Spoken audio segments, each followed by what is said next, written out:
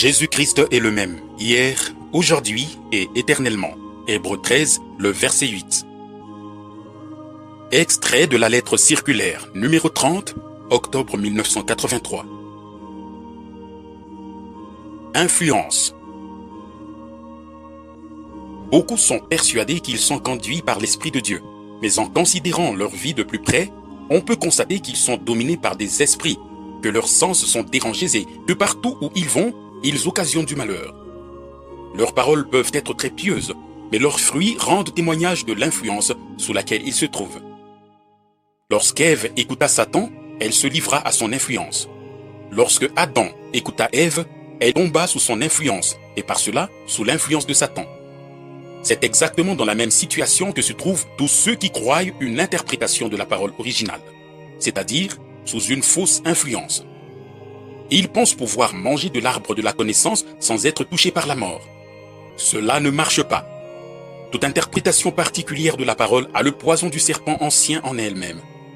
C'est la raison du sérieux avertissement de 2 Pierre chapitre 1er, le verset 20, disant qu'aucune prophétie de l'Écriture ne peut être l'objet d'interprétation particulière.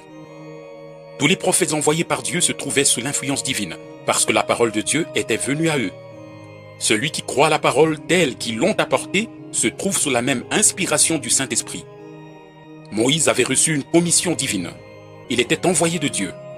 C'est pour cela qu'il se trouvait sous l'inspiration juste et qu'il fut conduit par l'Esprit de Dieu. Aussi longtemps que le peuple l'écoutait et croyait ses paroles, il se trouvait sous la même influence divine que Moïse. Sous quelle influence se tenaient donc Corée, Dathan, Abiram et les 250 qui, après s'être soulevés contre Moïse, présentaient le parfum devant le Seigneur?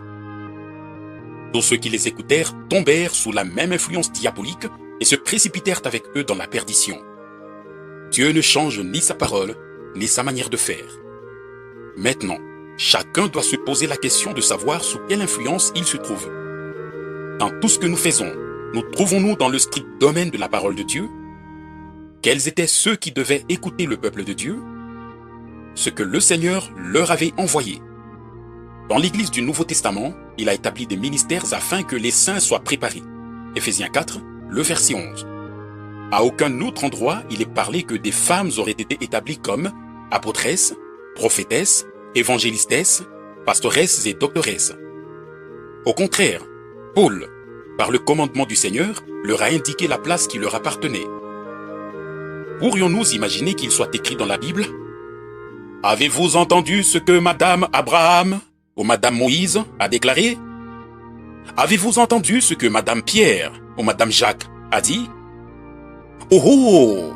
Vous devriez entendre ce que Madame Branham a à dire, ou sœur Untel. Elle est certainement une prophétesse.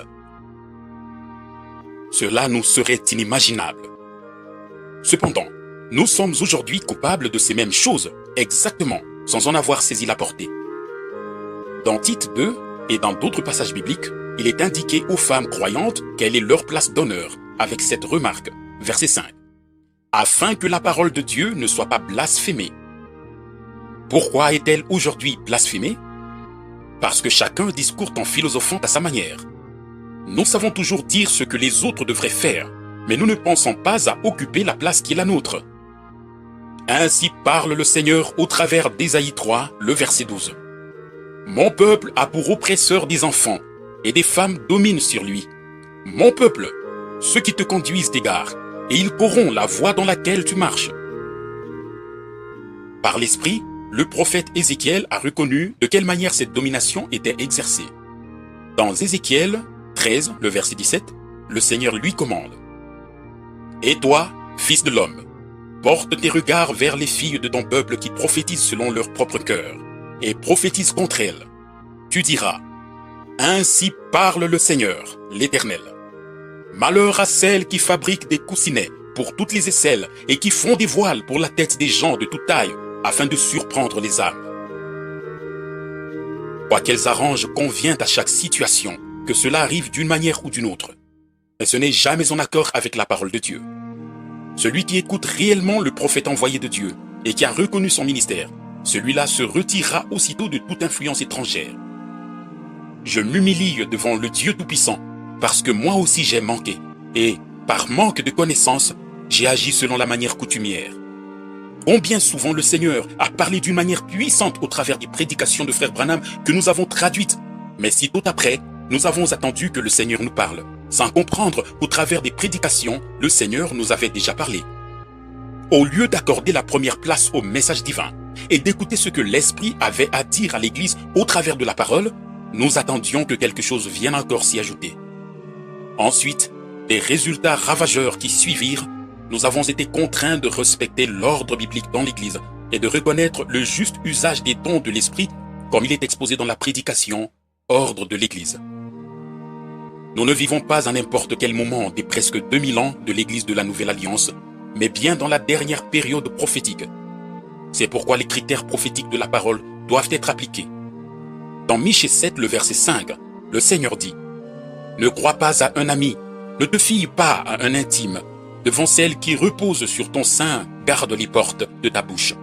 Car le fils outrage le père, la fille se soulève contre sa mère. Où donc demeure encore le commandement? Honore ton père et ta mère. Nous avons honoré notre père, et parce que Dieu l'a dit à l'avance, nous sommes méprisés par nos propres fils, afin que l'écriture soit accomplie et que Dieu soit justifié. Nous ne devons pas nous étonner de cela, mais au contraire reconnaître le temps auquel nous sommes parvenus. Nous n'avons pas toujours affaire avec des amis et des confidents, mais aussi avec des personnes perfides qui, il est vrai, parlent aimablement, mais qui dans leur cœur nous préparent un piège. Combien souvent n'est-il pas dit « Tu peux te confier à moi ». Et qu'arrive-t-il lorsque l'amitié est terminée? Tout est exploité de façon éhontée. N'est-il pas grand temps que nos yeux s'ouvrent sur le jeu trompeur de l'ennemi? Il est écrit de notre Sauveur, mais Jésus ne se fiait point à eux parce qu'il les connaissait tous. Il voyait au travers des hommes. Et nous aussi devons reconnaître que c'est à un seul que nous pouvons tout dire, en qui nous pouvons seulement nous confier, car lui seul est notre fidèle souverain sacrificateur, qui nous comprend en toutes choses. Hébreux 2, le verset 17. C'est lui qui, dans les jours de sa chair, ayant présenté avec de grands cris et avec larmes des prières et des supplications à celui qui pouvait le sauver de la mort, et ayant été exaucé à cause de sa piété. Hébreux 5, le verset 7. Désormais, nous ne nous abandonnerons plus entre les mains des hommes, mais au contraire dans les seules mains de Dieu, car nous avons reconnu les intentions meurtrières de Satan. L'épouse aura uniquement la pure parole et la pure action de l'esprit, et elle ne s'ouvrira plus à aucune influence étrangère.